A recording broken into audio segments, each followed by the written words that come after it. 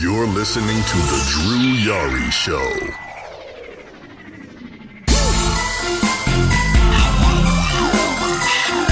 That's the wine and diner with kings and queens. You're looking at the man. You're listening to The Drew Yari Show.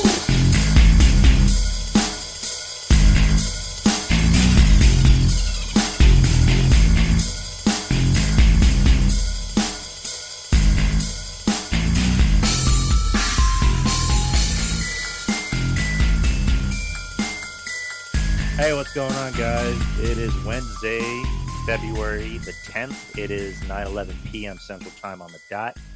And welcome to the podcast, another episode of the Drew Yari Show. Of course, your host, Drew and Yari. And Sure. with me returning to the show is, let's start with RJ. What's going on, RJ? What's going on, Drew? What's going on, chat? How's everybody feeling tonight? And also, brother Monty. What's going on, Monty? Yo, what it do, baby? I'm hoping everybody's having a really good evening, because I'm definitely having a really good evening myself. I mean, it's always good when everyone's in a good mood. So, that makes for a good show.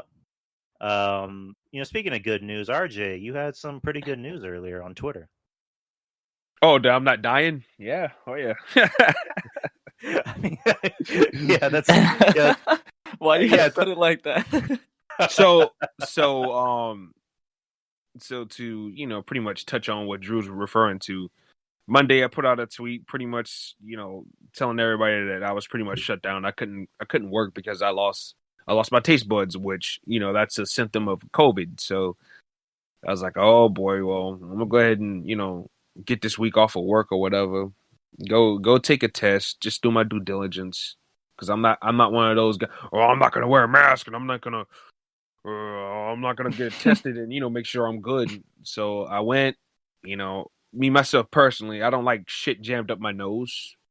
I never did cocaine a day in my life, and I'm not taking any shot. I ain't taking no shots at anybody that likes cocaine or anything like that. But that's never been my deal. So I'm not used to having shit go up my nose. And plus, when I was little, I got into a fight with somebody in second grade, and I got my nose broken. Which is why, if you look closely in some of my pictures, I have a big crook in my nose, as they like to call it. And so, yeah, my nose is very sensitive to me.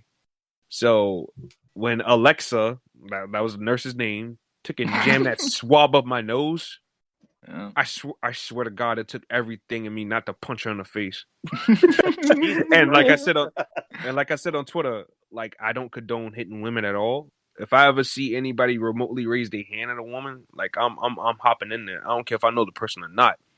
So I'm definitely against that. But damn, I was about to break my one rule, and it wasn't gonna be because I really wanted to. It would have been like a second instant thing, So, but yeah, make long story short, I took the test and they came back negative. So I'm grateful for that. So Yes, sir. Thank God. Yeah, back. That's good shit. Yeah, and back to work on Monday. So, I get to enjoy the rest of the week off or whatever, COVID free, and then, go back to old Walmart on fucking Monday. So, yeah. Hey, at least you get Vengeance Day off. That's dope. Exactly. You know what I'm saying? So Facts. get to chill out, send a couple Valentines out there. No, I'm just kidding. I definitely feel your pain on that test, man, because we had to take it at our work. Because we work for the county, so it was mandatory for literally everybody there, officers, clerks. And I remember when we got to the front of the line, it was me and this other girl. And I look over at her, and like the doctor that she had was asking her, "Okay, just let me know when you're ready, just so you're more comfortable." I fucking turn around, and the doctor I had jammed this fucking thing both of my nostrils, and I'm just like, "What the fuck?" Both nostrils? Yes. Oh Yeah, they did. God. They did both nostrils to me too. I had to take it like twice. Shit. Yeah, And and like- they did the swivel. The swivel's the worst part, because like it's already jammed up there, and then they go 360. Like, bro, come on. That's what she did to me. Yeah, nah, I I don't said, like boy, that. I don't like that Alexa- at all, bro. I looked at her. I said, "Alexa, I'm about to drop you like Randy did the other Alexa. Keep on playing with me. Keep on playing with me." She goes, "This isn't gonna hurt one bit." And I'm like, bullshit. She shoves it up my nose and she goes, doo, doo, doo, doo, doo, doo. She's like playing around with it like she was enjoying herself. And I'm like, what the fuck? Somebody like hit this bitch. While that's happening, our captain is literally right behind me, and I just yell, "Fuck!" Hey, he can't hold that against you, bro. He can't hold that against you. It was uncomfortable, but I mean, luckily it came back negative. So right. I'm actually thinking about taking another test just to be safe. Yeah. It don't hurt to do your due diligence and be safe, and just because you just never know. You never know. That's facts. Even when that happened to me like twice. Like they gave my mom a false positive, and like she had to stay home, and then everybody in the house had to freaking go get tested. That was like a whole scare. Like and I was at work when I found out too. I'm like, oh my god, and I'm here working. I'm thinking like there's a possibility. I may have it, and I'm here working. I'm just like, oh man. It's a scary thing because the scariest part about the COVID situation is just the tracing. It's just so many possibilities where you could have got it and stuff like that. Like, depending on how mobile you are, where you going and stuff like that. But yeah, man, that's the scariest part. Yeah, exactly. I mean, just again, it's good news that RJ didn't get it. He came back negative. Right. But yeah, it's just again, it doesn't hurt to go back and get tested because I think Julian from Wrestling Court, has already been there I think more than once. So just go get tested. I mean, if you think you have symptoms, sometimes you won't even have symptoms and you might even end up having it. So right. But, I'm definitely gonna make an appointment for next week. Maybe on Tuesday or Wednesday. So we'll see what happens. But I tell you what, you better not do no urgent care. That shit was tough. Urgent care is a small little clinic around the corner. From what I'm understanding is that they're putting this clinic all over the place. And god damn it, if they run it the way they run it down here, everywhere else, people will get fucked. I sit outside that goddamn clinic from 1:40 to goddamn 4:30. Jeez. And I don't know if you guys see my tweet, but I had enough time to go to the store, get a Mountain Dew. I was disappointed, because they didn't have my favorite one in there. I about had a bitch fit. And then I come back outside, and there's this guy playing music, and then he starts playing the Darby Allin theme song, and I couldn't help myself, and I started singing it with him. So that was cool. I mean, but man, I was just pissed off, man, because I was like, damn, you had me make the appointment. I show up at 1:37, 3 minutes away from 1:40, and you're not ready for me yet? Come on, what the fuck kind of shit is that, man? It was bad. It was bad. My parents actually went to something called rapid testing, where they'll literally have the results in 15 minutes. And so I was thinking about trying that.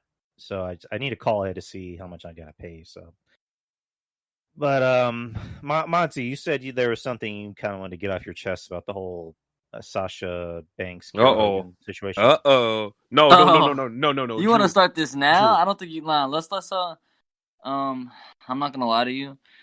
The Mary Jane actually really calmed me down from that situation. But yeah, I was on the phone with RJ while I was at work. So I worked all day, and usually when I say all day, I mean 12-hour shifts.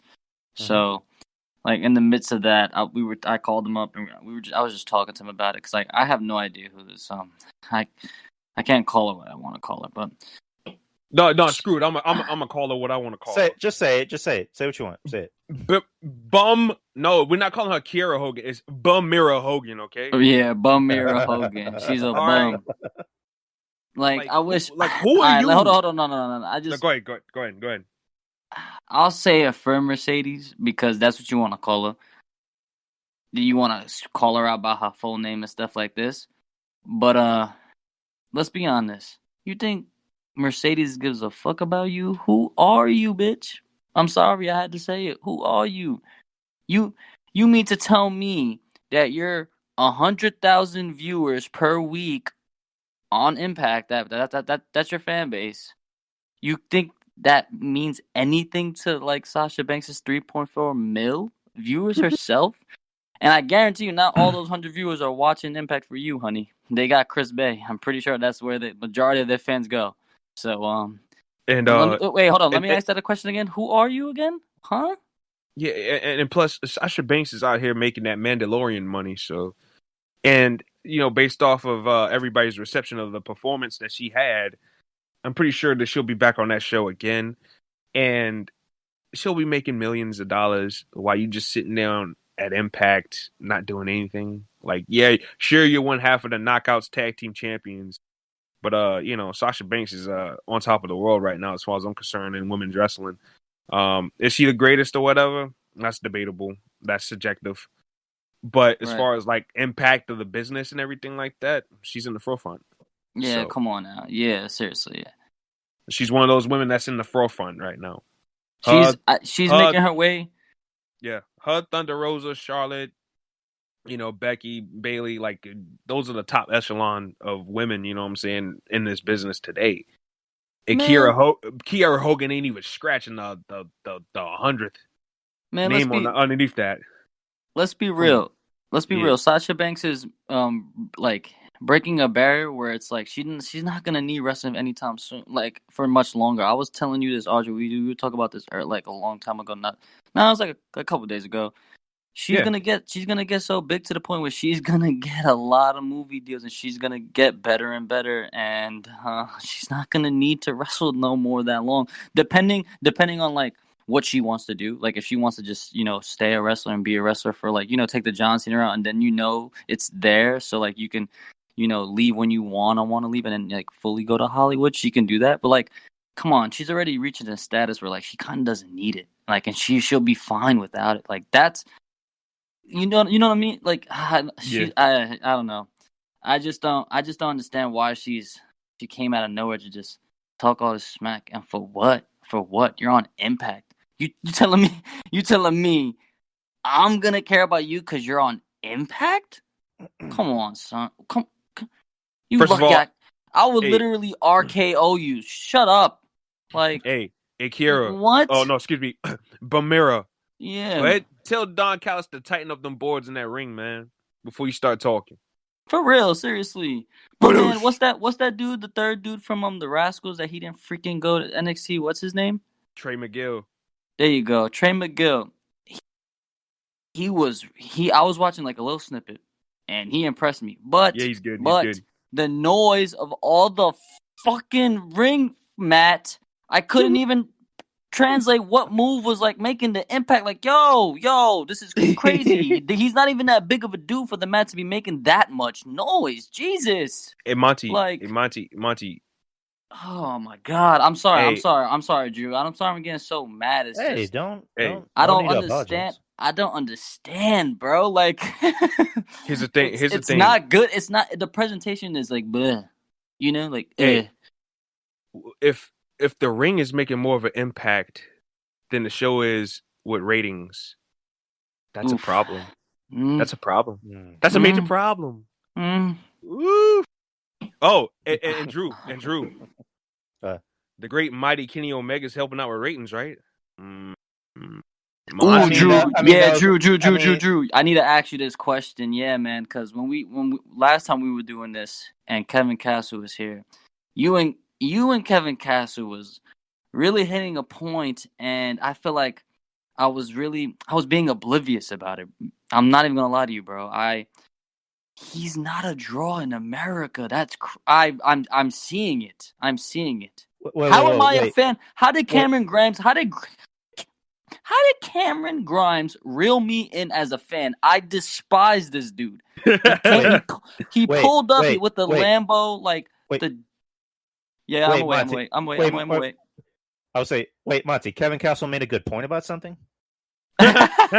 You did too, bro. I think you said it too. You guys were talking about it like I'm not joking. I'm realizing it like I'm saying, like Cameron Grimes literally reeled me in. I literally hated this dude. I didn't like him. I thought he was like a wannabe Heath Slater. My man pulled up in the Lambo with the suit.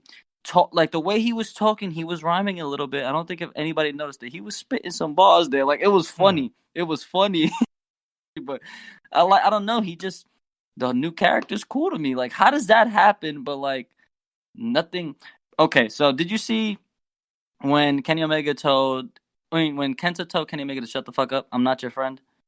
Yeah. I did. Yeah. Did you see Kenny Omega's response talking to, I forgot, whoever the interviewer was? He was like, it's okay. I'll reel him in soon. Like, what? Mm-hmm. That's what you say after someone just told you to shut the fuck up? And That's you're the AEW World Champ? Like, yeah, like, what? Right. I don't like how is that cool? I don't like that. Cool? Yeah, that's not cool. I'll reel him in. Like, no, I don't like that. Like, so you're just gonna just let that slide? Like, he just told you to shut the fuck up. I'm not your friend. Exactly. Like, and you're just gonna like take it as a cool. I don't like that. You're supposed to be the big guy. Like, you're supposed to be the best, right? Like, you're the best of the best of the best. Like, I'm here to beat the best. Like, that's how he like claims himself. Like, that's how Don Callis like claims him to be. Like, so you're just gonna let this dude? Nah, bro. It just. I don't like that. I don't like how you're rolling. Like, you think Roman Reigns would let that slide? No. What? Nope. No. Shut the what? Nope. What? Excuse Paul. They're lucky he can't like go crazy. Tell me what the fuck this man just said. What he say? Paul, what he Jay. He thinks I'm a bitch. What the fuck did he just boom and just Superman punch? Like, get the fuck out. Like, you know what I'm saying? Like, come on, man. I don't like that. You don't. That's weird booking. I don't either. That's weird booking right there. And I'll just say this too. Like, and that's been my main issue with Kenny Omega over there. He's so uncool. There's nothing cool about the man. But Drew, RJ, don't get me wrong though. He is a phenomenal in-ring. Like, he's great. Yeah, like and that's that fine. That knee in the middle rope, that's cool. But like, yeah, like, nah, man, you just don't do it. Like, you don't intimidate me. I never taken away the fact that he's a great in-ring competitor. He is. Yeah. The man can do it. Yeah, but man. Character-wise, I don't care if you're a great wrestler. You want to know why? Because there's dozens of great wrestlers. Tell me why I should care about you as an individual, as a character. Yeah, word. I feel you know what I'm saying? I don't care about him as a character because he's not cool to me. He's not cool. Yeah. He comes across as a dweeb. And I'm sorry, you know, I know Courtney and I know a couple other people, you know, that we're close with and tight with. They love Kenny Omega. One of my best friends, Angel. Me and her, you know, we act like we're the golden lovers. I love Coda and she loves Kenny, but even I poke fun at her all the time. I'm like, yo, Angel, she sucks. Angel, Kenny Omega sucks, man. Like, like he's so uncool. How is, somebody who, is tied to a dangerous life, a fan of such a dweeb like Kenny Omega? I can never really understand that, but it's crazy. But like I said, I will never ever talk shit about him in ring because that's just, you got to have your wrestling card removed. But here's the thing, though. He's crisp. He's crisp. But here's the thing, though. To make it in this business, you got to be more than just a great wrestler, and that's the point. And that's the point. And that's the point that people always seem to forget. Nah, man, that's facts. That's facts. Because when the smoke clears, and you have to go and do media tours, and you have to promote stuff, like it's gonna crack if you don't know how to do any of those kind of things. If you don't know how to present yourself as somebody that's credible outside of the ring. Right.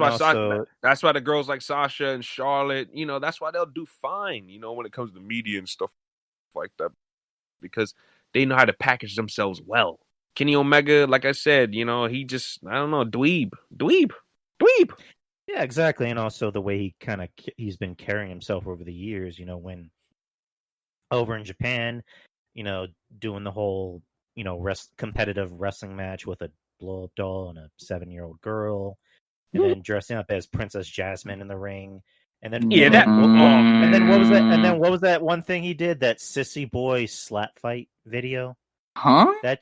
No, I don't want to. No. Look it up. Look it up. But no, it happened. Monty, it happened. I'm not even playing. I wish I was playing, but it happened. But it's just like you look at someone like AJ. AJ's always been. Okay, here's the thing about AJ. AJ has good comedic timing. He's proven that he can be comedic. Yeah, but he doesn't, that's true. But he doesn't do it to where it makes him look like a goof. Right. Like, no, and AJ carries himself like a cool wrestler too. Even when he was in Bullet Club, AJ was cool. He didn't overdo it. He just, he did the crop chops like everybody else, the 2 sweets, and that was it. Like AJ was cool. Like and AJ wasn't even cursing. You can curse in Japan. Like he didn't even rely on that to make himself seem edgy. AJ just fit so well. And Jay White, although I'm not the biggest fan of Jay White, like I told Monty earlier, but even he's cool. Like he's got edge to him. Yeah, like Devitt, he had edge to him too. Kenny Omega, come on, man. Like, no. That's why I always put him at the bottom tier when people go, who's the best like Bullet Club leader? And I'm like Devitt, because he was the originator. AJ, because that's when the group to me had the most success, was when AJ was in Bullet Club. And Kenny Omega, yes, they had the most like notoriety, but it was mostly nerds. Like I remember I went to the NXT show, and Monty, you and I talked about this. I went there and I saw nothing but these, no offense, but I saw nothing but these nerdy guys wearing glasses, looked like they'd never been laid in their whole entire lives. The main ones doing the Too Sweet stuff together.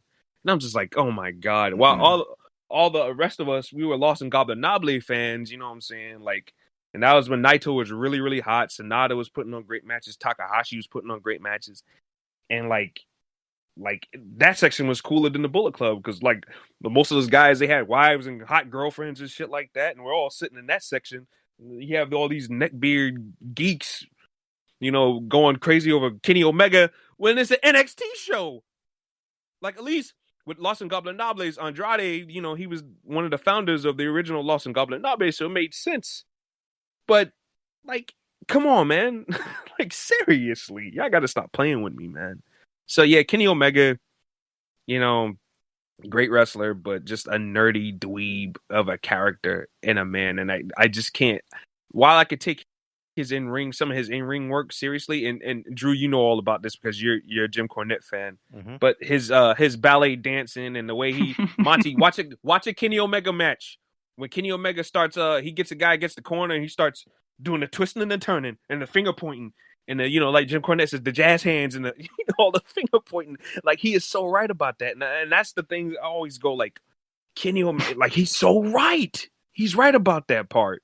Like, well, you gotta make me laugh. Silly and goofy, and I agree with him about the faces too. Like his anal plug just fell out of his ass. Oh my God! Like it's true. Them faces, like his eyes be all stretched out and his mouth be wide open. Hey, yo. I'm like, yo, what the fuck, man? Pause. But like, damn, like it's the truth though. I'm like, yo, like this fucking guy. Oh my God. Yeah, I'm done talking about him, by the way. Just, Yeah, I'm pretty sure it was a great match. Please. I'm pretty sure it was a good match and everything like that, but, Oh, it was. No, it definitely was. But I was watching the other match, too, the Timothy Thatcher. Let's just... Yeah. Let's talk about NXT, the show we actually watched and kind of care about because, Right. Yeah. And this is Drew. This is Drew Yari show, so we should just shut the fuck up now. Yeah. Go ahead. Take it away, Drew. In closing, Sissy Boy slap fight. Anyway, NXT. NXT tonight. I don't have all the matches in front of me. I should, but I don't. Overall, NXT was just... Oh, yeah, sure. Overall, NXT was... Again, I liked it. Pretty good show from beginning to end. The first match of the night was the semifinals for the Dusty Rhodes Tag Team Classic. You got MSK versus Del Fantasma. And again, good match. It was a good way to start the show off hot. Yes. Good back and forth action between these two. I like MSK more and more. I like the fact that they're pushing them because these guys actually have personality. These guys actually have charisma. These guys can actually go out there and work. Yeah, the best thing about it, they're actually a fucking team. Like I was telling Kevin, I said these guys they're a team. They're not two slapped guys together. Like they're an actual legit team, and they have that great chemistry together, and like they know each other like the back of their hand. So like I thought it was really, really fun, man. Like I had fun with it.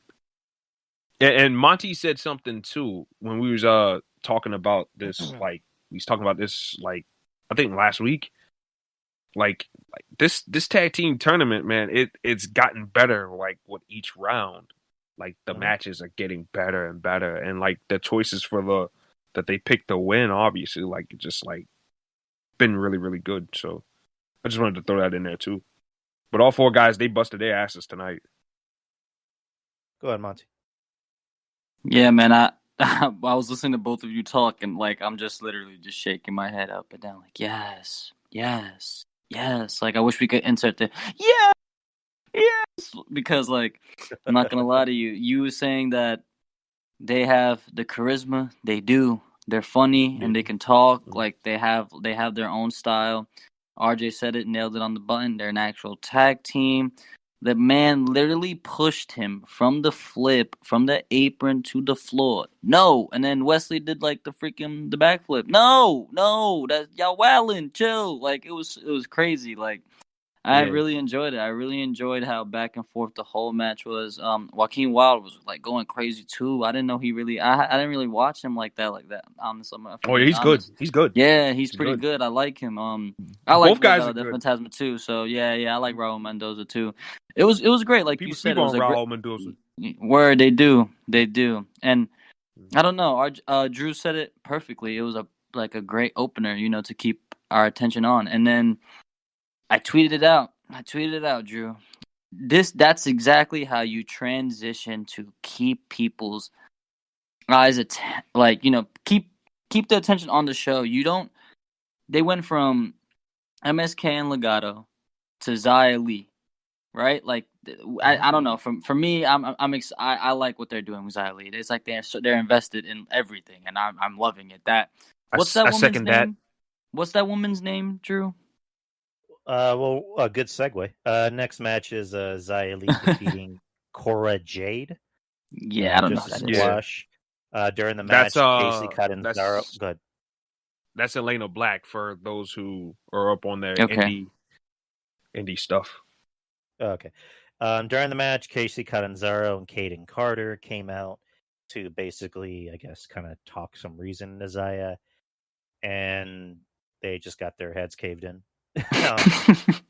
Kate and Carter went to the mysterious figure to try and talk to her, and then Xia just beat the shit out of her, or not even really beat the shit out of her, threw her off the stage, and that was pretty much it. Thoughts? No, man. You're forgetting the best part about it. She took and kicked Casey Catanzaro in the face, man. Yo, yeah. Oh, but hold on though. Like, why are they out there? Like they should have minded their own damn business first and foremost. Yeah. Like, why do you care? It's because of you two that she's down this dark path, you idiots. And mind your own damn business, Casey. Hadn't you put a lot of other people's lives in danger lately? Like, come on, stay out of here. Stay in your lane. Stay in lane. That's where you got your bean rocked tonight.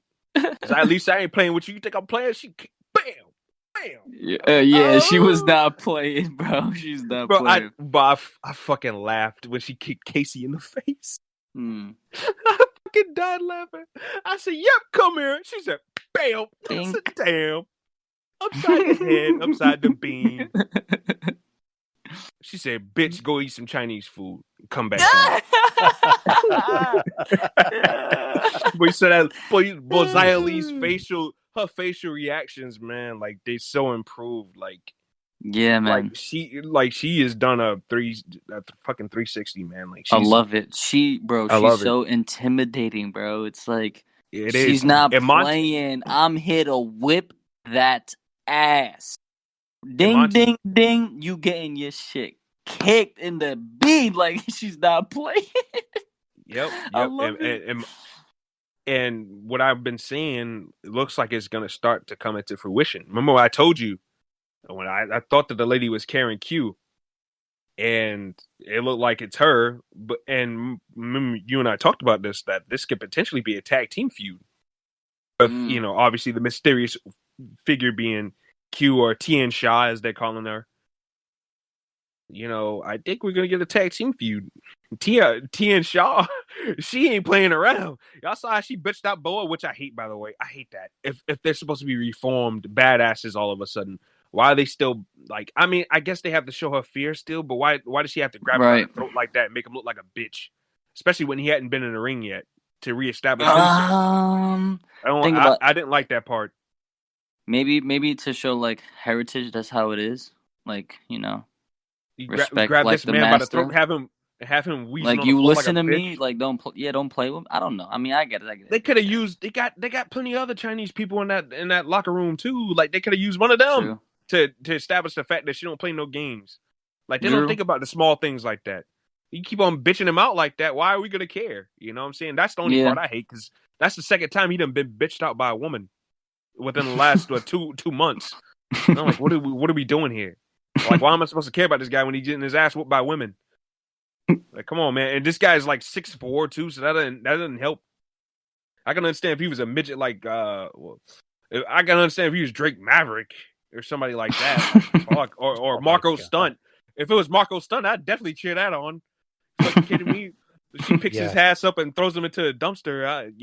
I'd cheer that on. I would mark out. I would mark the fuck out if somebody did that to Marco Stunt. Oh my god! Pay me $1 million. I go. Matter of fact, scratch that.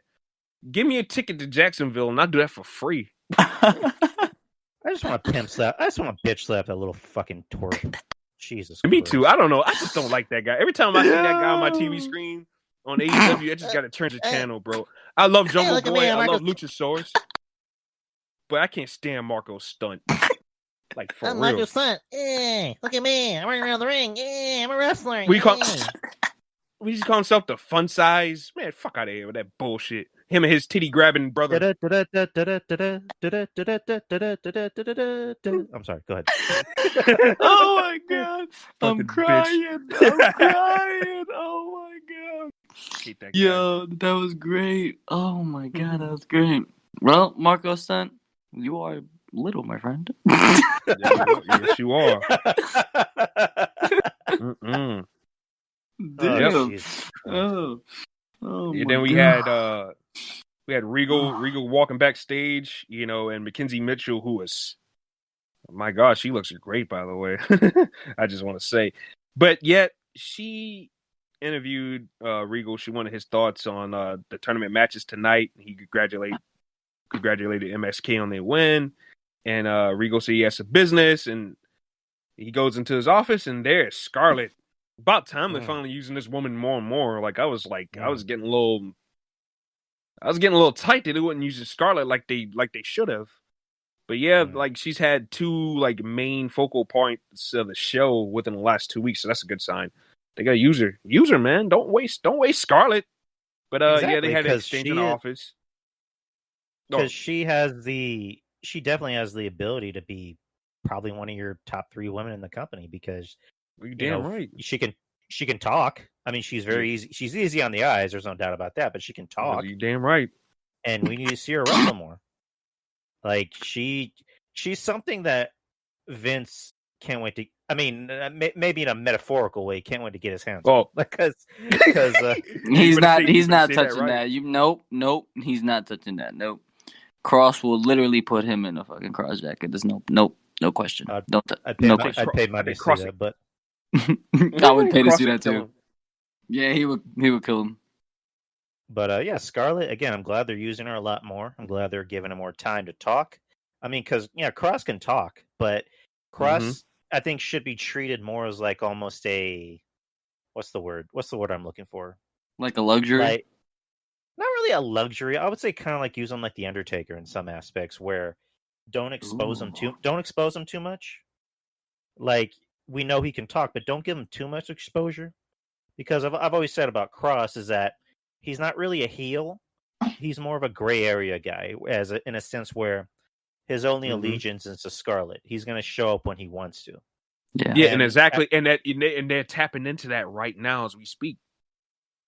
With this whole feud with Escobar, especially seemingly out of nowhere, like they're tapping into that right now. And I tweeted out, I was like, "Look, I'm liking what they're doing with him right now because they're doing exactly what you just said. His only allegiance is Scarlett. Everybody else be damned, fall and pray. I'm putting my hands on you. I'm choking your bitch ass out. I'm clobbing you upside the head. Which, by the way, I like that new forearm that he uses now. Like, I like that shit, by the way. Cross is complete package. Personally, I'm not a fan of his new finish. That's just me. I think it works. What's when the he does with smaller guys? Wait, what's the finish? The elbow shot to the back of the head that he's been using now. Wait, he's not doing the suplex no more? Well, he does that. He does all his other moves, but he's been using the forearm shot the last couple of weeks. He killed Bootleg a couple of weeks ago. He killed him with that. Then he got his partner and he killed Bootleg Angelo Dawkins. What's up with WWE bootlegging former black wrestlers, by the way? Yeah. Bootleg JTG, Brooklyn. And then you got bootleg fucking Angelo Dawkins. Oh my god. He got his fucking ass whooped. He really is great value, JTG, though. That's crazy. And I said that from jump. And I was gonna say the way they're booking him is, dominant, because in NXT, I mean, yeah, we can kind of delve into the problems of NXT now, but NXT at least pushes their stars like stars. They don't go out there and have. It's not like AEW, where if Cross was in AEW, he would have to have competitive, 2-segment matches with Joe Janela. Or God, I would fucking shoot myself if I had to watch that. Yeah, Cross made the right decision because they're pushing him like a star, and he should be going out there and squashing guys like Adonis or whomever. So and bootleg JTG. And of course, when you put him in the big matches, like against a Damian Priest, or pretty soon it's going to be Escobar, and pretty soon it's going to be Finn. There's going to be more dominant matches, or not. I'm sorry, more competitive matches. Competitive, like the beer stuff. And rightfully so, because those guys are stars too. Right. So Drew, next, go ahead. Let me ask you this real quick. What? Do you think Finn Balor and Karrion Kross will be at Mania? You think they're going to prolong that?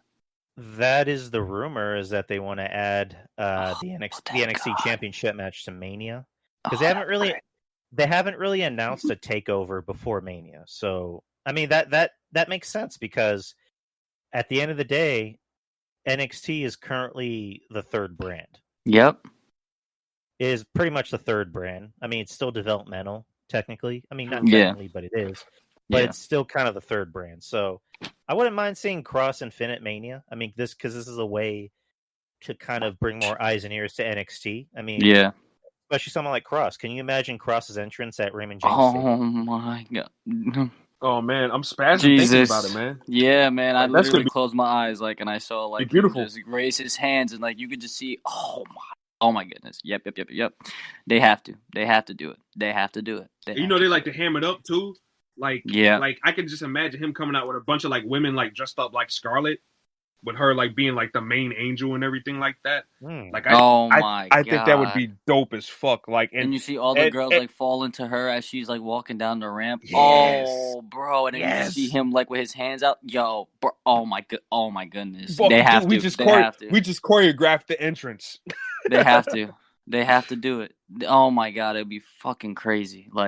You see what they do with him already in NXT with his entrances. Imagine a grand stage like WrestleMania, Drew. Holy shit! And also, the word he's got to bring back the trench jacket and the shades too for that. Yeah, because I noticed he don't wear them a lot.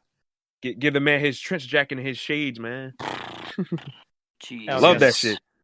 Killer, man. I was gonna say also, with the talk of that they want to fill up that stadium, kind of similar to the Super Bowl, where they actually had people in the stadium, and they also had cardboard cutouts. So they're looking to fill, bring in at least 25,000. Granted, they're gonna abide by the Florida COVID rules. So just Cross's entrance in front of an actual audience, that's oh my god, that's gonna be something to see. But next segment, which last year I don't know what you guys we didn't get any NXT matches. But I don't know what you guys thought about this next. I thought it was funny. I don't know what you guys thought about it. I know how RJ feels about this guy, but Johnny Gargano. Oh yeah, this shit was funny. comes out, and he has a broken arm, and he's in a wheelchair. You're like, what? I was already kind of chuckling at it, and stupid. Wade Barrett on commentary was kind of funny. And, he's talking about getting hurt, blah, blah, blah. And William Regal comes out, and Johnny Gargano's just, he said, what did he say? He's like, oh, fuck, what did he say? Oh, he said, I'm Johnny Wrestling, not Johnny Doctor. He's like, who do you think I am? Putting all these charades. Who do you think I am? Dennis Charade or Dennis Schrademan or something like that. He's like, yeah, like I don't know. He's stupid. So he's, William Regal's telling him, "You're not hurt. You got it looked at yesterday. You're fine." And then he's saying, "Look at my arm. That's my arm. My arm's broken." He's like, "That's your right arm. Your left arm's the one that's supposedly hurt." Got him, stupid. Got him, stupid. So then Kushida showed up behind him and then just took out everybody, and that sets up the next match, which is semifinals for the Women's Dusty Classic. Shotzi, Blackheart, and Ember Moon defeating Candice LeRae and Indy Hartwell. Again, I mean, I enjoyed the match. I didn't hate it. I like Shotzi. I think Shotzi week by week improves in the ring. Mm-hmm. The only negative I'm going to say about Shotzi is I think she needs to maybe slow it down a little bit because she do. And Kevin Castle touched base on this. He said that he thinks it might be kind of like jitters, like because she's getting this big push it's almost like she gets too excited. It's almost like when you have a puppy and like a little puppy and they're too excited and they'll run around and hit themselves. I'm not trying to compare Shotzi Blackheart to a dog. I'm just I understand the analogy, trust me, but it's just funny. I've been watching Shotzi for years. I don't think it's jitters.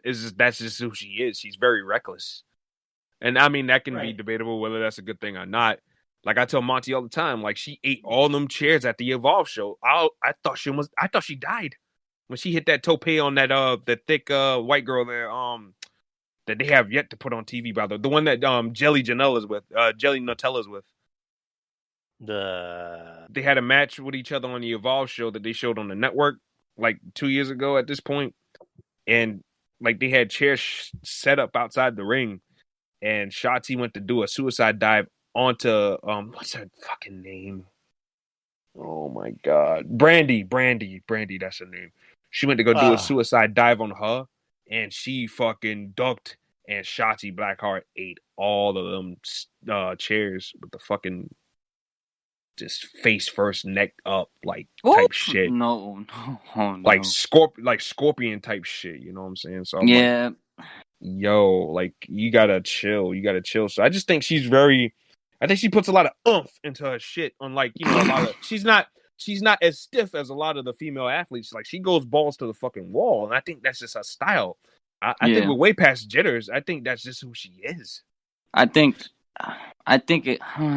Nah, she's like the Daredevil of WWE. I wouldn't even say NXT of WWE. Yeah, she really like takes the big risk. You know what I'm saying? She's like the Jeff Hardy, the female Jeff Hardy, if you will, because she does spots that are dangerous, man. And it's like, yo, relax. I always say that, like, even when I'm watching, I'm like, Shotzi, relax. Like, you're gonna hurt yourself on that. I'm like, I told you, bitch. Like, I told you to chill. Like, damn. But I do. She has a perfect, like, unique look. You know what I'm saying? Like, just her look alone is different. She sets herself apart just from that. Yeah. And then, like you said, Drew, she is getting better every week by week. So, I mean, we'll see. She's toning it down. I just think she's unique. She's toning it down, and I think Triple H might have... She hadn't really done anything reckless since...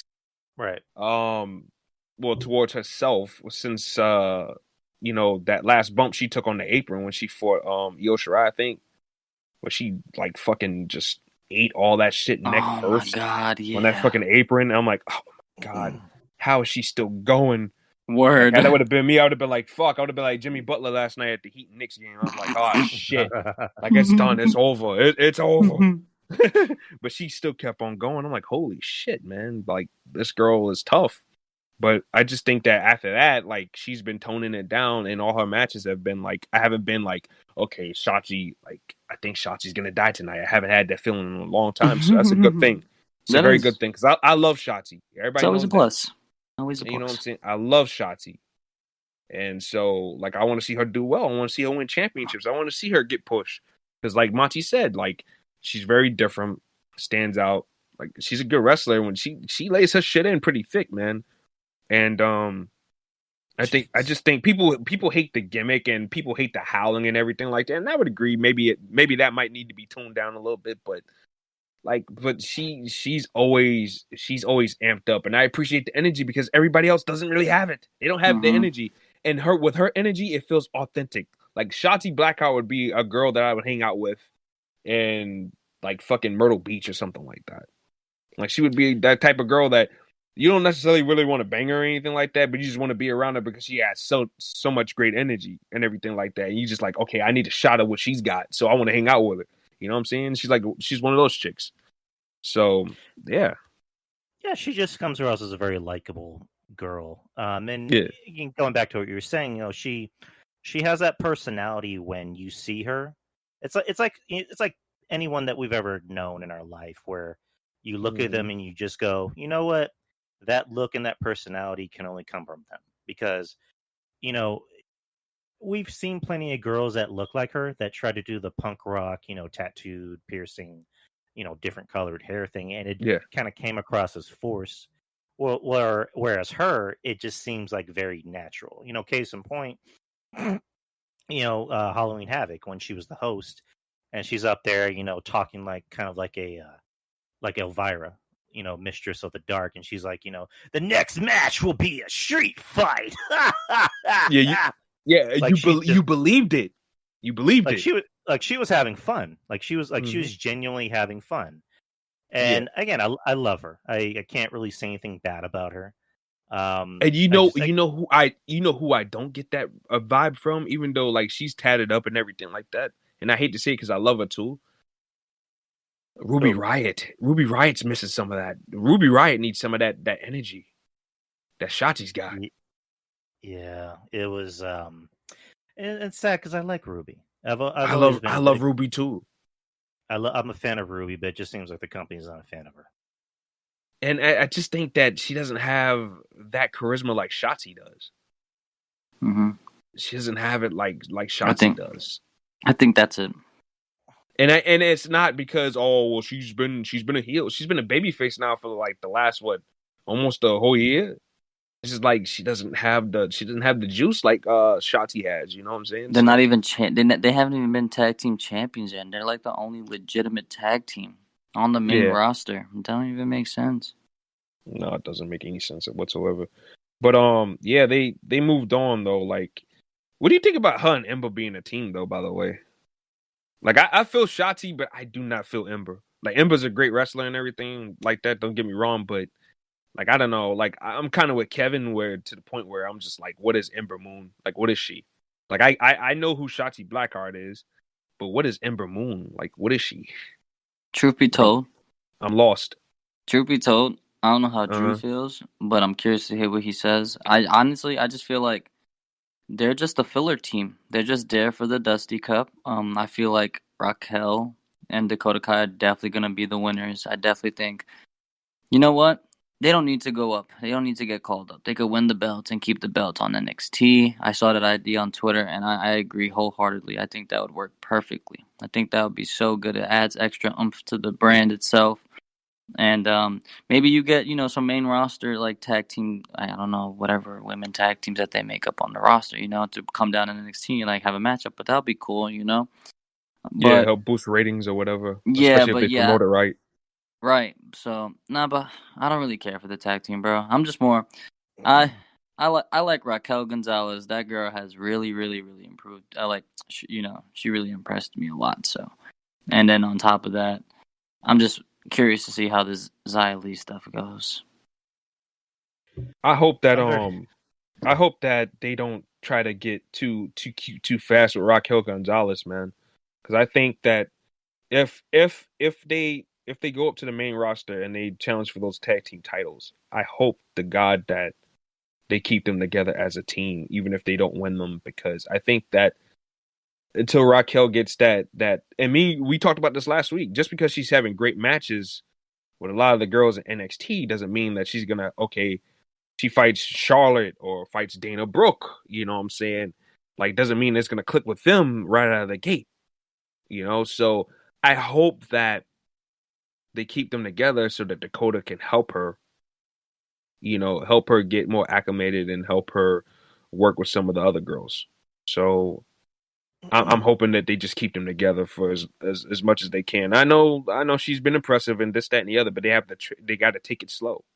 You know what I'm saying? Remember the last time they unleashed somebody that was pretty green on the main roster? Hello, Nia Jax. Does she ring a bell? Anybody? Her hole.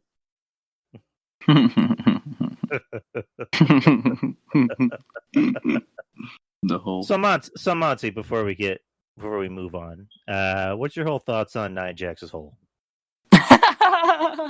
That shit was bad funny, bro. She was like, "Oh my god, my hole!" That shit was bad funny.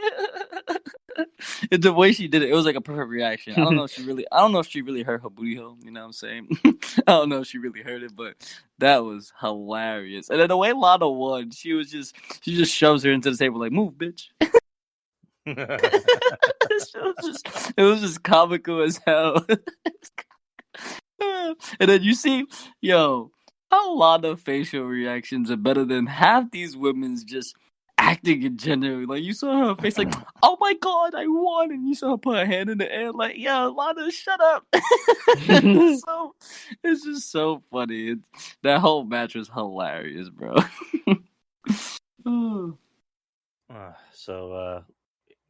Fast and speedy recovery to Nia's hole. Anyway, next match was we got Kushida and Austin Theory. The match ended in DQ. After which Dexter Lumis joined the fold and just beat down Gargano and Theory. By the way, go ahead, RJ. But what is his obsession with Austin Theory all of a sudden? It's not does he have a crush on this man, or what is this? What are we doing? He does. Yes, he does. Like, he's been creeping up on this man for the last 3 weeks. Okay, a couple weeks ago he popped up in the goddamn behind the Pepsi glass and looked at Austin Theory. Then 2 weeks ago he grabbed his fucking last week he grabbed his fucking hair and started sniffing it slowly while he was looking at him. Then tonight he grabs his leg and pulls him underneath the ring. Like, what the hell is going on here? He want to what the hell? Did you watch the ending of that segment though? Like, he tapped him out. Yeah, but yeah, it's not Theory who he's going for. It's not Theory. It's that North American Championship. He's staring dead at. He was staring dead at that title. Why are you? Because the way is the way. To get to Johnny Gargano, you got to get to Austin Theory. Austin Theory has been presented as a bitch. Why should Dexter Lumis give a shit about him? I wouldn't. I mean, I guess. I would just kick Gargano's ass. It's funny. It's just funny. Like, I think they do it fucking weird for funny purposes. It is weird, yeah, but it's not funny. It's weird. I'm like, yo, what the fuck? Especially some of the shit he's doing to him. Valentine's Day is coming up, so. Oh my god, they're gonna do a stupid hotel segment where he's in fucking Austin Theory's bed. Austin Theory's gonna go to the hotel. Think he's hooking up with some shorty. And Dexter Lumis is going to be right in the fucking bed with a fucking wig on. He goes to take it off. His fucking mustache will stand out. Hey, yo. And Austin Theory, screaming in the bathroom and shit. And we're going to have tables and shit tossed all over the place and to insinuate a bunch of different innuendos and stuff. So, yeah, it's coming. I can already see it now. I could definitely see that now. Great. Knowing Triple H and Shawn Michaels, you know how they love to do stupid, but college type comedy on NXT and and stuff that they write and produce. I can already see something like that happening.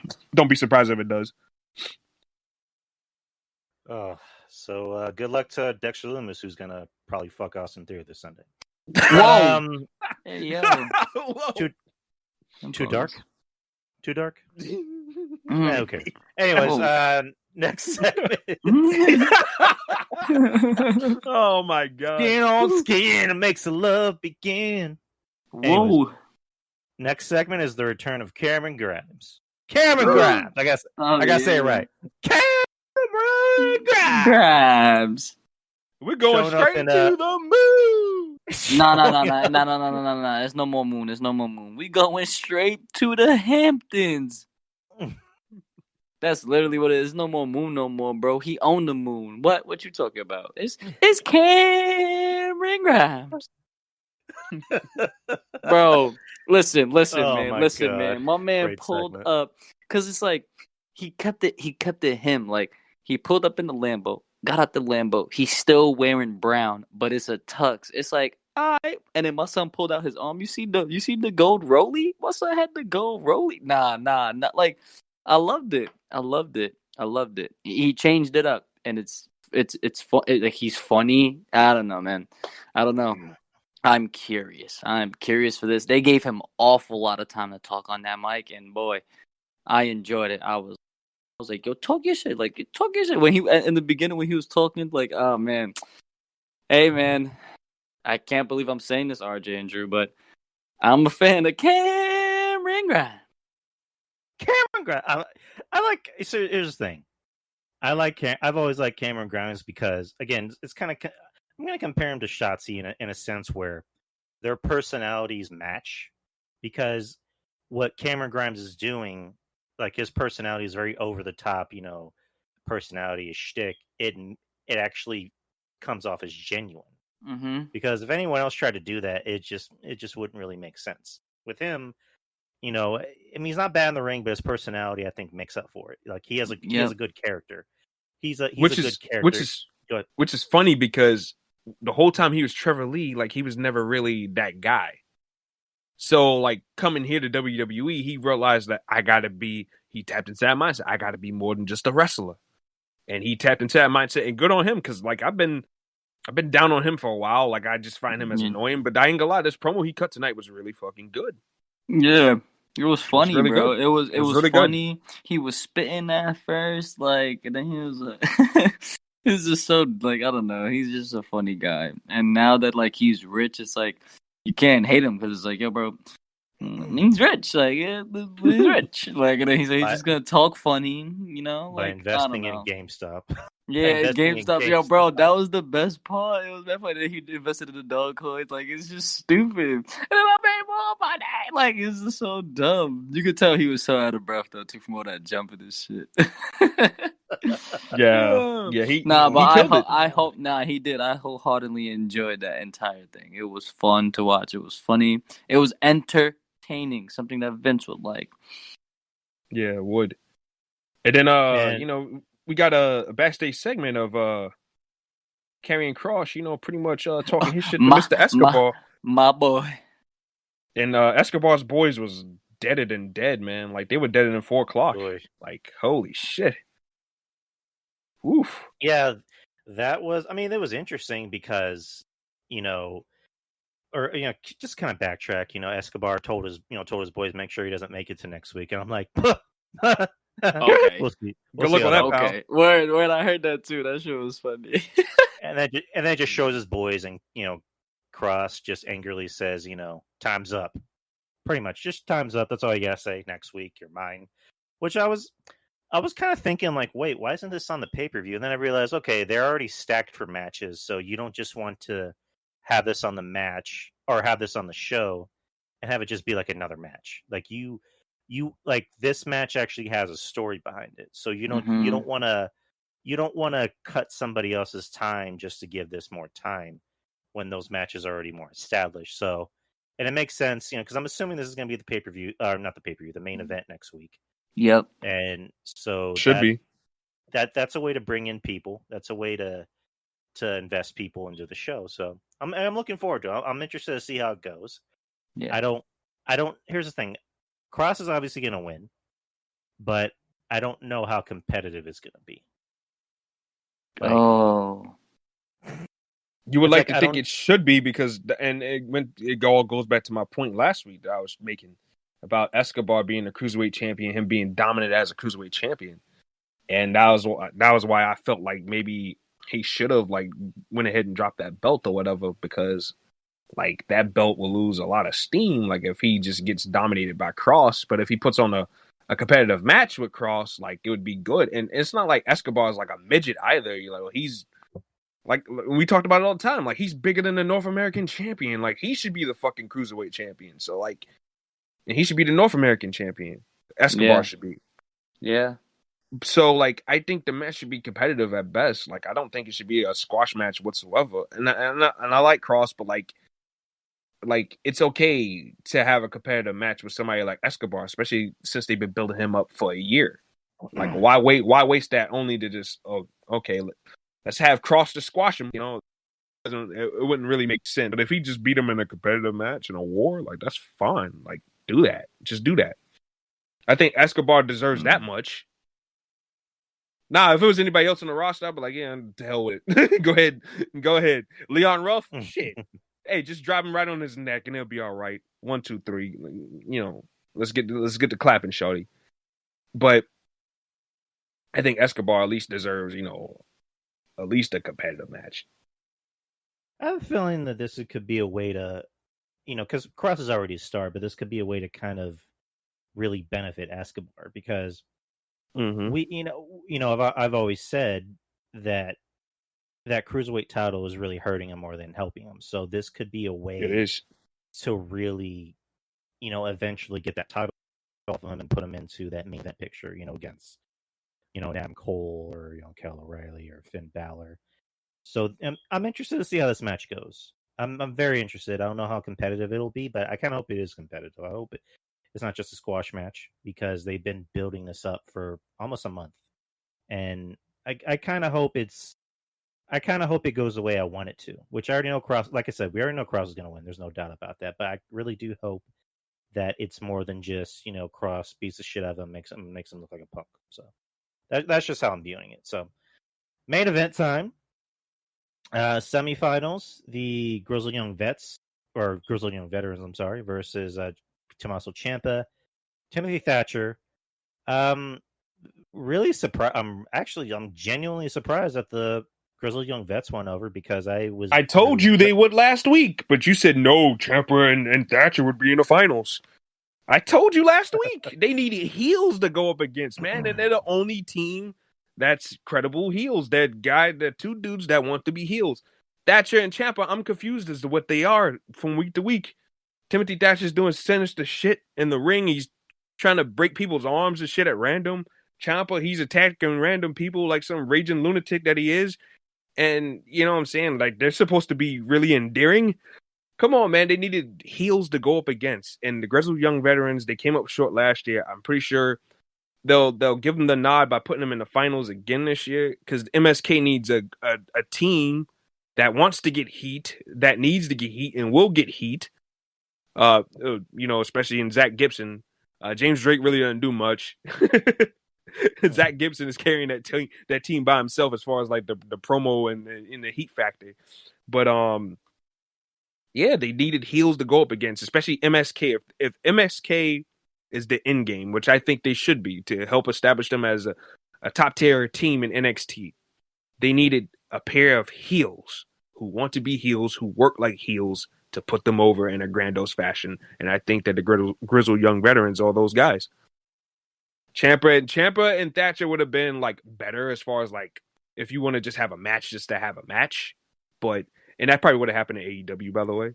But that's neither here or there. But yeah, no, they just they're about their stories, and that's a good takeover story. Especially if they do some shit like, I don't know, have maybe Zach Gibson and James Drake attack MSK before the show or something like that. And then they could build a story off of that alone. Come on, man. Like that's great storytelling. And then a great match you're going to get on top of that. Because people forget the Grizzled Young Veterans, they can go. They can work. They can work.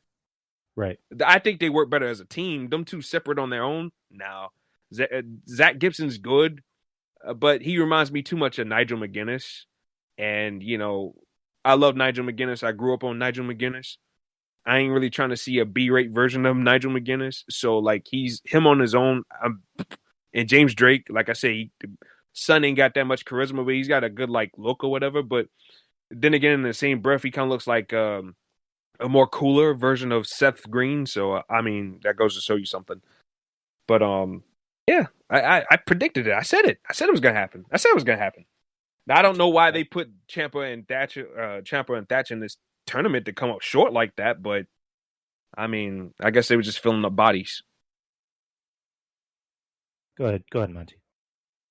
No, yeah, I think I definitely think it was just to fill in the spot as like what they do with most of the women tag teams too. But I wasn't mad. I was surprised. I actually thought Ciampa and Thatcher were gonna win. I'm not gonna lie, just because for MSK to beat them in the finals, like that's really creditable. Like, now I'm not saying like beating the Grizzly Young Vets. Like, I know what I know your point.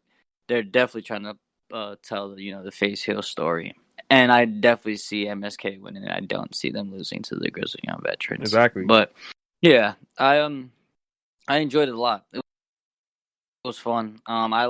They should really incorporate that a lot more into the wins. Like, right as before they're about to pin. I don't know if they do this a lot, but like, you saw how I forgot the dude's name. He like stopped that for coming into the ring to like to stop to break the pin. Like, I like that. I like those endings. Those are cool. Like, haha, I got you. We won. Like, that's basically, once you see that happen, it's like, oh, they're actually about to win. Like, oh shit. Yeah, exactly. It was good. It was good stuff. And those guys are smart too. Like, they're very smart guys. Like, you have to really watch and I know a lot of people aren't high on them and stuff like that. But like, you really have to watch a lot of the NXT UK stuff to really understand the appreciation for the guys. Like I said, I thought that Zach Gibson on his own was trash, and James Drake, he wasn't trash. He just wasn't interesting to me. And James Drake, he's been floating around since they did the first NXT tournament, the UK tournament.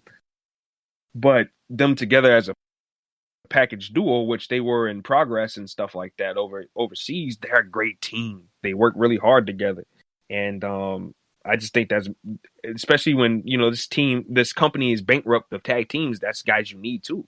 They're not two guys that slap together. You know what I'm saying? They have great cohesion and stuff like that, and they work really well together. So that's the kind of teams you need to keep together. And I think, shall they ever go to the main roster, I think they'll be one of those rare teams that Vince will keep together. Because just looking at them as individuals, I don't think there's anything special about either one of them. Although we do know that Vince McMahon has his long hair fetish, so maybe James Drake might get a push, as long as he's willing to get that long hair wet. Pause. Pause. But pause. Yeah, I enjoyed the main event. Like I said, I was a little surprised. Like, I'm just going by my opinion. I mean, I was surprised at Grizzly Young Veterans when I just kind of figured they'd want, I guess, a bigger matchup for MSK, but I mean, I personally agree.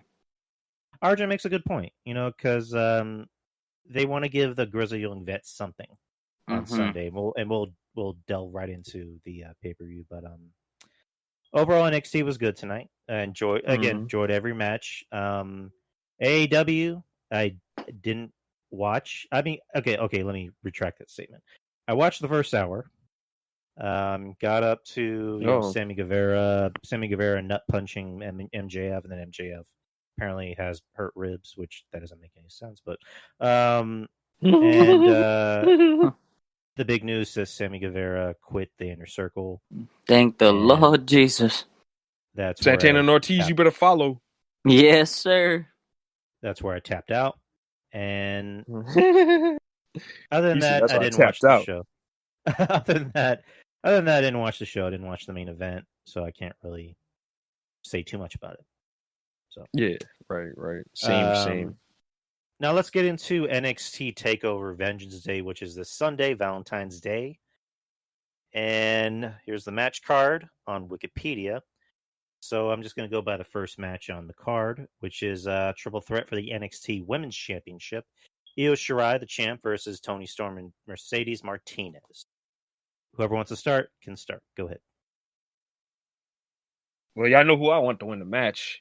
I want Toni Storm to win it. I think it's time. I think you can do it, especially if they want to protect Io Shirai. I think this is the way you can do it. You can have her pin Mercedes, or if you want Mercedes to win, you can have Mercedes pin Toni. I just think that Toni Storm, you bring her back. She hadn't really been. She's been in the mix, but she hadn't really seen some of that forefront. Like they were really hyping her up, and she's had a couple of those matches, and then they randomly turn her heel and this, that, and the other, and it felt like she kind of lost a little bit of steam there. Like, I would really put the belt on her, but I think Io Shirai is going to retain. I think that Tony's going to get a rematch, and I think Tony will get her there. But yeah, I got Io Shirai winning. Monty, go ahead. Mm-hmm. Yeah. I got Io retaining too. I just don't see her losing right now. I don't know. I have a feeling I have a feeling something weird's gonna happen, and she'll end up winning. But yeah, I don't see Tony or Mercedes. I would like to see Mercedes win. That would be cool, for me personally. But nah, I say Io. Kind of same. I'm in the same camp. I mean, we pretty much all agree that Io's going to win. I think this will be a great match. I mean, because I like all three women. I like Tony. I don't think they're going to put Tony in that top spot just yet, which they should. But I'm pretty sure. You damn right they should. I mean, they'll do it sometime down the line, but not now. Mercedes Martinez, they use her sparingly in big matches because they know she can actually rise to the occasion and work with anyone. But Io's gonna walk out. I personally don't see her dropping that title until maybe and Monty just said his mic died. So I personally don't see her dropping that title till I would say maybe April. I mean, because maybe they might even have the NXT Women's Championship at Mania. So we don't know. But yeah, Io's. We all three of us are in agreement that Io's going to win. So next match, the Women's Dusty Cup Finals. The winners receive a future WWE Women's Tag Team Championship. Oh, and Monty just said I'm gonna have to miss the rest of the predictions because I have work. Oh man. All right, well, take care, Monty. I'll make sure to send you the link after the show. So yeah, by the time that Mike fully charges, he's gonna be out. Oh damn, that's a shame. But take care, Monty. So yeah, next match, Dakota Kai and Raquel Gonzalez versus Ember Moon and Shotzi Blackheart. Like I mentioned, Women's Dusty Rhodes Tag Team Classic Finals. Winners also receive a future WWE Tag Team Championship match. Who are you going with this? Or who are you going for this, RJ? Oh my fucking god. Oh man, somebody's screwing with me, man. I just logged on to Twitter and it said WWE has come to the release of the Velveteen Dream. And the real name Patrick Clark, but it's fake. It's fake. It's not real. But the as far as the Dusty Cup for the women, I think Raquel and Dakota is gonna win. I think that they want to give Raquel something without giving her everything. And I think that's the smart and best move possible. Give her something, but not everything. And that's where they fail. They fail in the past. They try to give these big girls or these big people in general, they try to give them too much too soon. And they wind up falling face first on their face every time. So they're taking it slow with her. That's the best thing to do. And I think that I think they're going to get the tag team title shot. I don't know when they're going to get the tag team title shot. It just, I don't know, man. This really depends on what happens on the main roster too. Because if Lana, if Lana and Naomi win the belts, which I would personally do, because though Nia Jax gave us a great meme this week, I'm still not a fan of hers. And Shayna Baszler, I think she should be doing something else. So I'm pining for those belts to get off those two. And if Naomi and Lana are the ones to do it, so be it. I'd rather have the Riot Squad do it, but they're fixated on Lana and Naomi right now. So give them the belts and then have Raquel and Dakota fight them at, I don't know, Mania or something like that to give that belt a big fight feel on that show. And plus I hate when they do all these multi-women matches just for fuck's sake because it's WrestleMania. And it'd be nice to have a nice 2-on-2 women's tag team championship match for those belts at WrestleMania. I think that would mean a whole lot more than just shoving two other teams in the mix for that as well. So I think that is smart to, like I said, Raquel, Dakota. I think it'd be smart to have that happen at WrestleMania. Have them face Lana and Naomi because I know we're jumping ahead to next week, but I think that Lana and Naomi will beat Shayna Baszler and Nia Jax for those tag team titles. Right. And yeah, I mean, because they clearly like Raquel. They see Raquel as, they almost see Raquel as the next China. And, but, granted, Raquel is a better worker than China, but she has that China look. And, she's pretty, but she's not what's the best way to put it? It's not like a Scarlett, where Scarlett is just drop dead gorgeous. Yeah. Raquel is pretty, but she's pretty, but she can still fuck you up. don't let the sweet face fool you. She will still fuck you up. So, but yeah, I mean, I would be interested in that. I'd be very much interested in that.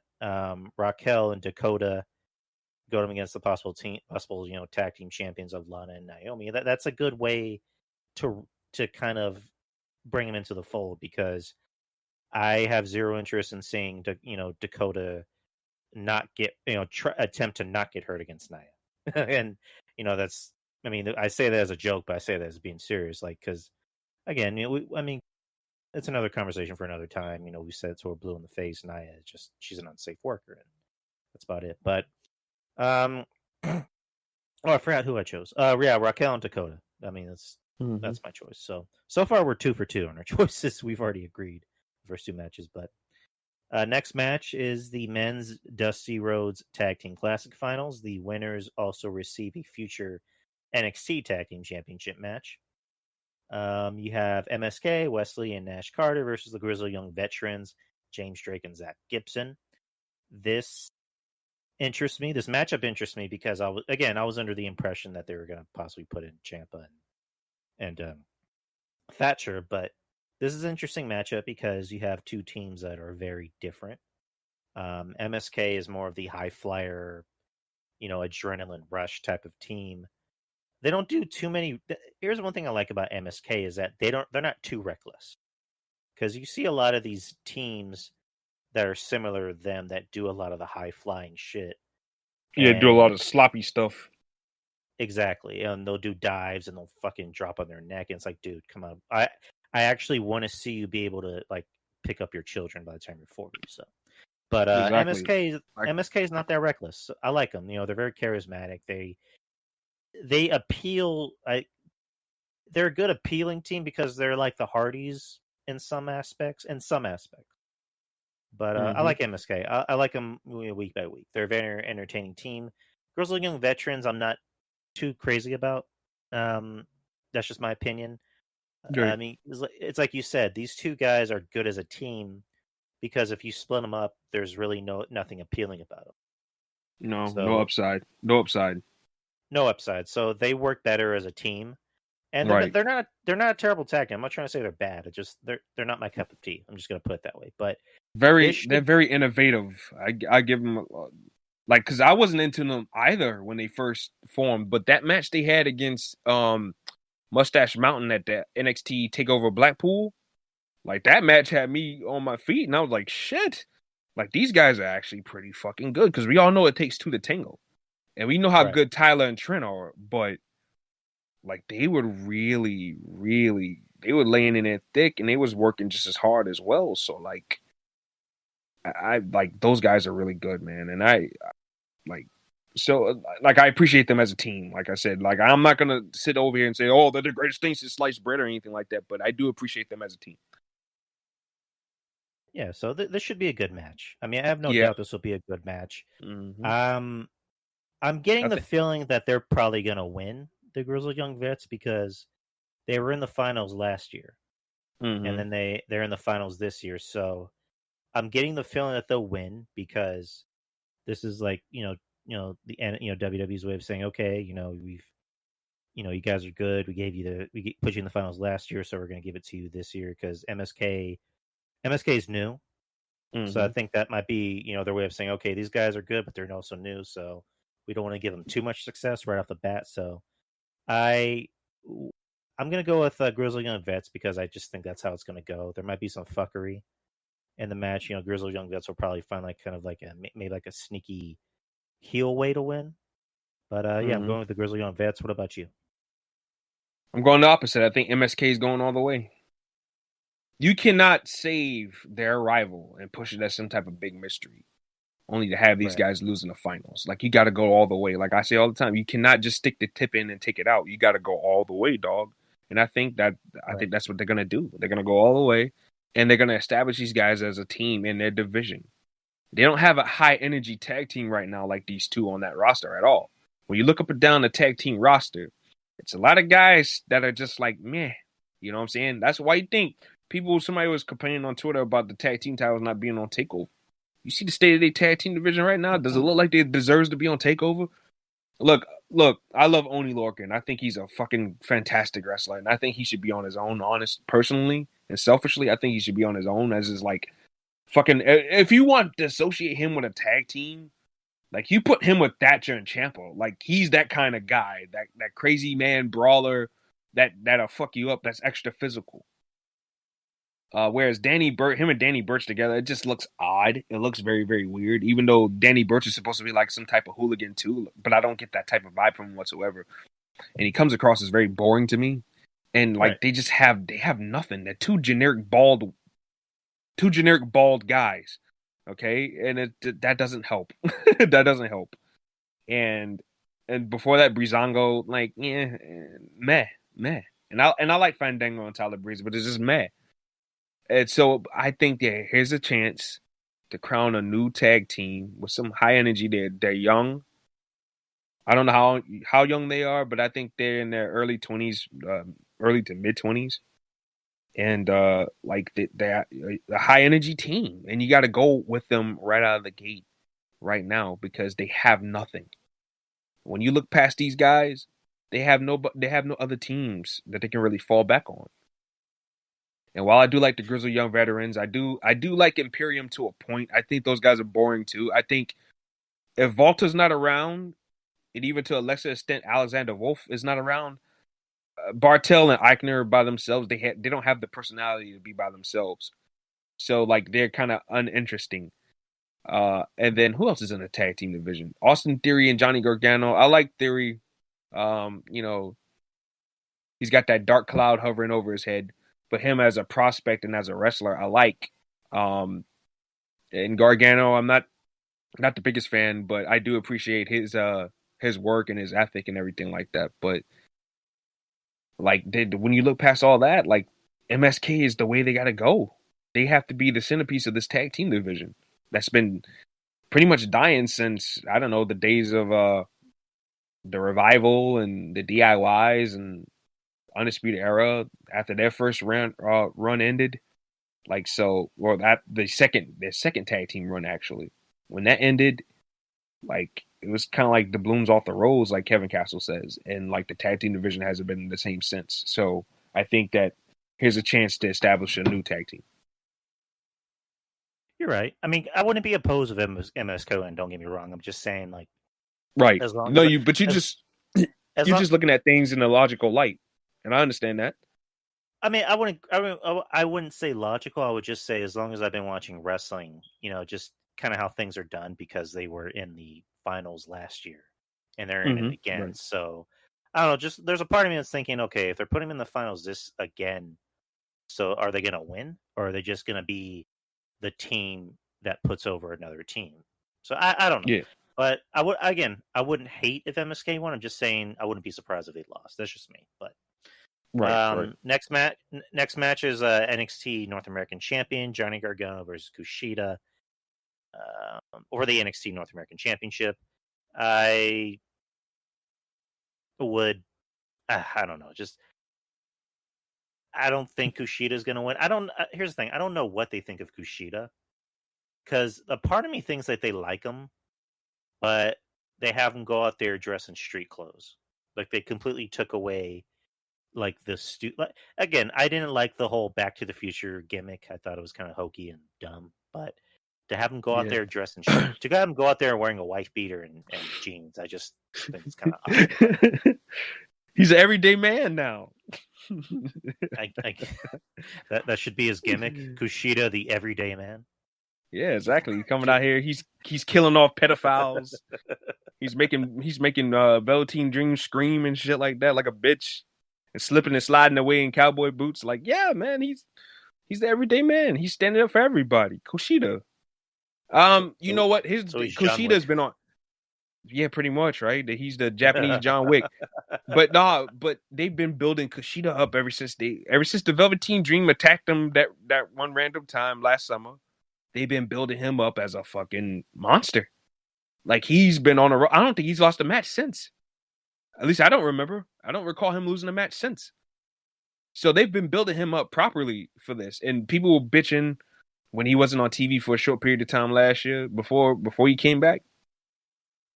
But yeah, they've more than made up for it. Like, because he's whipping people's asses, and he's using his speed. And I know a lot of people don't buy when small wrestlers beat up like bigger guys, because the Velveteen Dream is like a whole foot taller than him. Austin Theory a whole foot taller than him. But the way Kushida dissects it and makes it look, he makes it look believable, you know. And like, I can appreciate that fact. And some of the shit he was doing, I'm like, damn, like they're doing it in a logical sense where it makes sense of why he's beating down these bigger guys. And I just think that like all this has been built into something. Now I thought it was going to build up to maybe him fighting Finn Balor, but they're not doing that. So the next best thing, North American Championship. And I think that you don't put the belt on Johnny Gargano. See, Johnny Gargano is not a guy that really needs a title, in my opinion, in NXT. Right. He's a guy that you could put a belt on for like, and all his reigns have been transitional. When you look at it, even his tag team championship reign, transitional. The both times, well, the time he had the North American Championship, transitional. He lost that bitch to the Velveteen Dream like 3 weeks later after he won it. NXT title. He only had the bitch for like 2 months. Lost it. So all his championship runs have been very, very transitional. So I don't expect this to be any different. I think Kushida gets the strap on Sunday, man. They've been building him. They can't be building this man up just to fall flat on his face in his first championship match. Like they just can't do that. They can't do that. After all that rehab they done it. Because I ain't gonna lie, they did blow. Like when he first showed up, like he was having good matches and everything like that. But his first run felt flat. And then when he went away and he came back last summer and they had the Velveteen Dream bitch him out. And like I said, since then they've been building him up for something. And it has to come to fruition now at this point. Johnny Gargano doesn't need to keep on to that belt. He doesn't. Yeah, you're right. I mean, Johnny Gargano is just... I mean, Johnny Gargano's not going to go to the main roster. There's really no ifs, ands, or buts about it.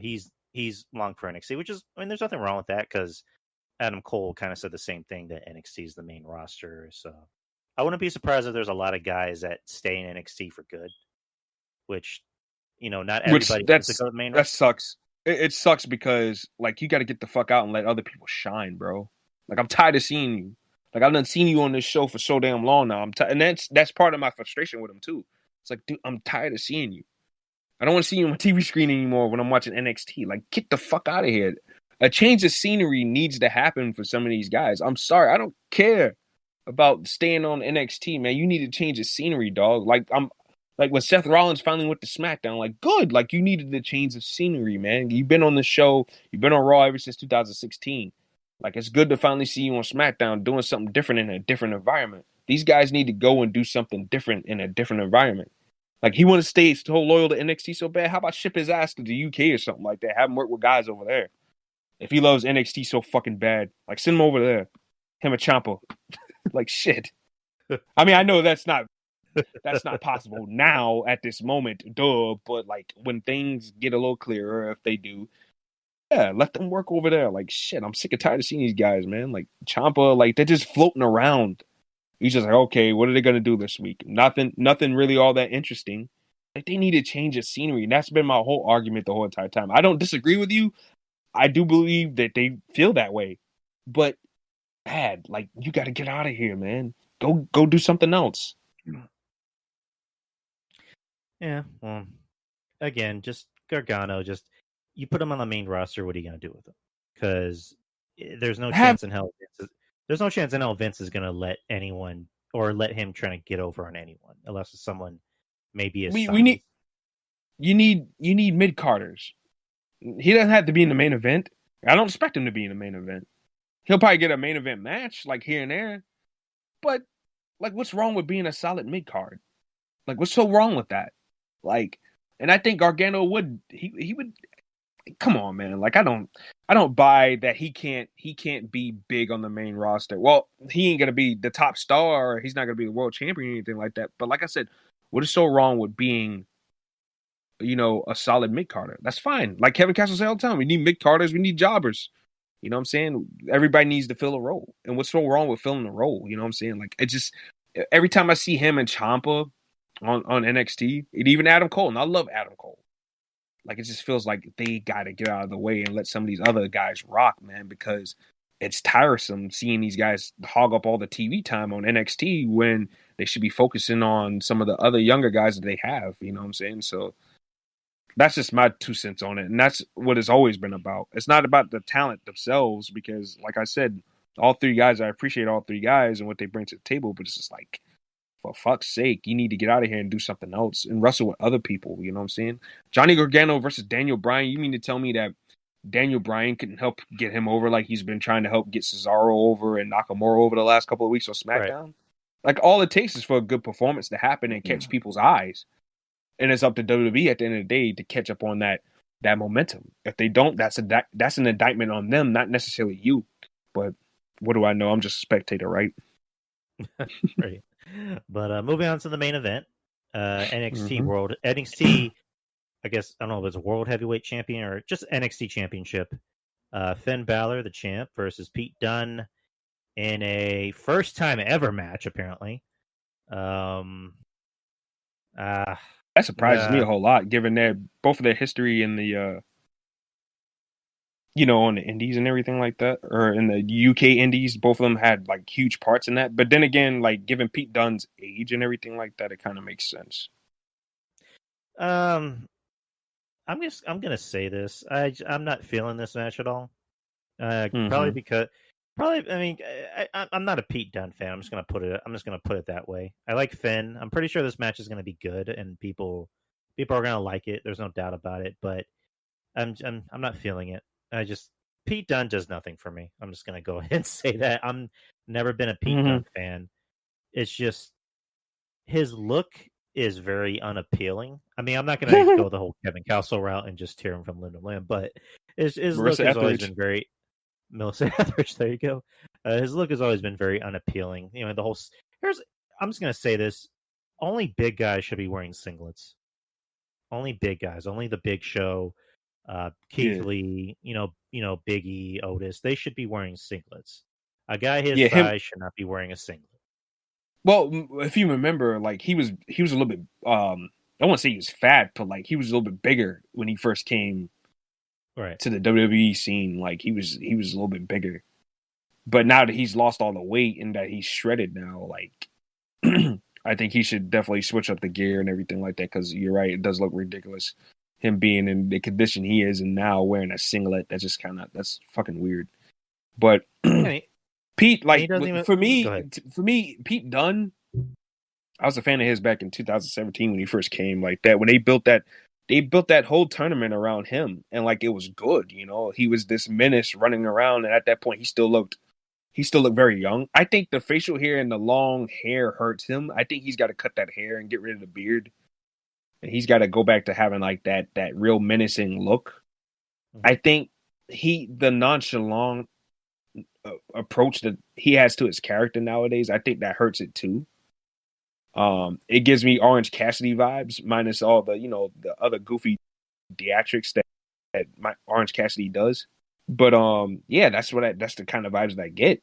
And like I said, I like Peter like a few years ago and everything like that. But now I'm kind of with you guys. Like, I'm not really enjoying him as much as I used to. Like, to me, he's starting to kind of become the guy I see on TV, and I just go, I'm set. Like, I'm just gonna, like, what can I do? Like, can I go to the bathroom? Can I find something to eat? Can I play a game on my phone? Like, he does nothing for me. I'm just gonna put it that way. Which is a shame because he is a good wrestler and everything like that. But I just think that Pete needs to watch some footage from a few years ago, and he needs to tap back into that bruiserweight again, or they just need to turn him back babyface. And maybe just that Pete Dunne can't be a heel. You know what I'm saying? I'm not sure, because when he was being, anti-establishment, that type of babyface, like, it was good. And even when he was getting on Regal's nerves in the beginning when he first came to NXT and NXT UK, like, that stuff was working. It was working. Him as champion was good for all that time. But now it's just like years later, it's just like, oh, there's Pete Dunne. It's Peter, but, there's no real excitement behind it, So Finn's gonna win this match. Finn's winning. Finn's I'm gonna be bold and say Finn's gonna win it. Shocker. All right, you can bet your house on that, Drew. I don't know if you saw in the chat room, like Karrion Kross has a new T-shirt out. Oh, thank God! Let me see. That's a nice looking shirt. I'm gonna get that when I get paid. I'm gonna wait get a minute, that. Because I have that Scarlet one. But the one Karrion's wearing, I don't have the one that Scarlet has yet. I need to get that. But yeah, the one Karrion's wearing is the Scarlet shirt that I got. I don't know, because I just saw on Facebook he just said new merch. So, but those are our predictions for NXT Vengeance or Vengeance Day this Sunday. A little bit of news, because right when you told me about the whole thing with Velveteen Dream, but you said it was a fake, I looked on Twitter just to be sure. Have you ever played the Last of Us game? No, I haven't played a solid video game in a good long bit now. I think the Avengers game was the last video game that I played, like that was new or whatever. But you're aware of what Last of Us is, right? Yeah, I'm aware. So, anyone doesn't know, it's like the first game came out in 2013. It's the whole story is that it's a zombie apocalypse, and it really focuses on just two people, a guy and a girl, and it's a good story. It's a great game. It's a game you can go back and just play again because it's that good. Overall, it's a good story. And then there was a sequel that came out, which was kind of mixed. But so HBO is doing a show for Last of Us, and they already cast the two main characters, which is Joel and Ellie. They already cast Ellie, and it's a girl from Game of Thrones that I'm not too familiar with. So they just announced that they cast Pedro Pascal in the role as Joel. So when I saw that, right when you were talking, I looked that up, and when I saw that, I went, "Oh shit, like Pedro Pascal." So I don't know. I just want to share that with everybody if anyone was interested. Mr. The dude from Wonder Woman. That just seems like a guy that just plays any role he wants to. Like anyone can pitch a role to him, and he's like, "Yeah, sure." He's like, "You want to be in Star Wars? Sure. Do you want to be in Wonder Woman? Sure. Do you want to be in The Last of Us? Sure." And he'll fucking knock it out of the park. Like he's go ahead. You know what role he needs to do, right? What? He needs to do Donald Trump. Whenever they do a Donald Trump movie, like he needs to be playing Donald Trump, man. Because as soon as I saw that motherfucker on Wonder Woman, I was like, damn, this man giving me Donald Trump vibes, man, character wise and fucking physically. I think that was kind of the point. Like there was kind of like a little nudge at Trump. Yeah, I think so too. And that's what a lot of Trump fans or Trump fucks says Nadia said earlier. She kind of had me laughing. She said, "Don't be like the rest of the Trump fucks in South Carolina. Wear the damn mask." And I was like, "God damn it. Fuck." So yeah, like I just think that I think it was a pie shot. Definitely. I mean, it just gave me Trump vibes, especially the way they had that character going, Go ahead and plug yourself, man. Well, you can find me, at RJ and the Savage Squad Show, on Spotify and everywhere else that podcasts are available. And also you can find me on the Brother Monty broadcast as well. Like I said, same deal. You can find us anywhere, Spotify, Castbox, you name it, search it, you can find us. You can follow me on Twitter at Lil RJ Unlimited. I usually get back to everybody and let's have a chat, whatever. Like, especially now, I got some free time for the rest of the week. You know what I'm saying? Just hit me up on Twitter. We'll talk or whatever. Like, I'm always down to have fun on Twitter and stuff like that. And when things get dramatic and all crazy, that's when I, fucking just get off for a while. But yeah, just hit me up on there. Follow me on there. Follow me on Instagram, Lil RJ the Savage too. And I'll follow everybody back. And like I said, if you want to chat, let's chat. We can do it. Like I'm not one of these guys that's too high above talking to anybody. Just don't be weird, all right? Don't just don't be weird. Just don't be weird about it. Other than that, I'm good. We good. If you cool peoples, I'm cool.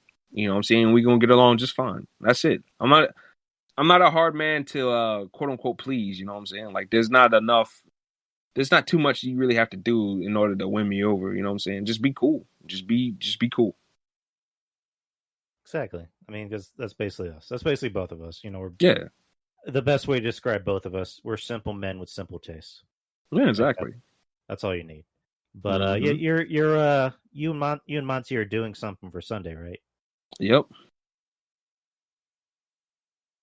So me, I'll be doing a post show this Sunday for NXT Vengeance Day, and I'll be having Jeff Lippman back on the show. Jeff Lippman from the Garden of Doom podcast with Shaheen, and he's also on the Hammerlock Hangover. So shout out to Jeff. So Jeff's good. Jeff's a good dude. He's an asshole. He's an asshole, but he's a good dude. He's a good asshole. He's a good asshole. He's a good hole. He's the best. He's a good hole. He's got a great hole. Pause. Oh shit. Good God Almighty. All right, we're getting out of here. Yeah, we're getting out of here.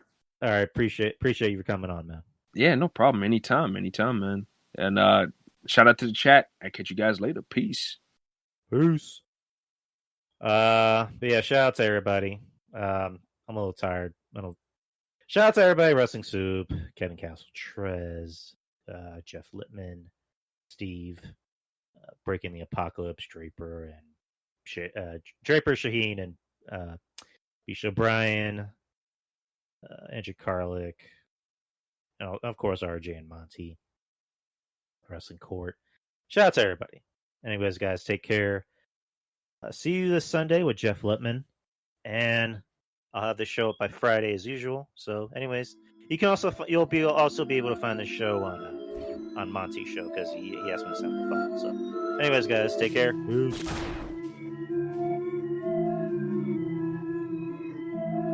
The Drew Yari Show. It's Drew Yari. It's Drew Yari. The Drew Yari Show. It's Drew Yari. It's Drew Yari. The Drew Yari Show. It's Drew Yari. The Drew Yari Show. It's Drew Yari. The Drew Yari Show.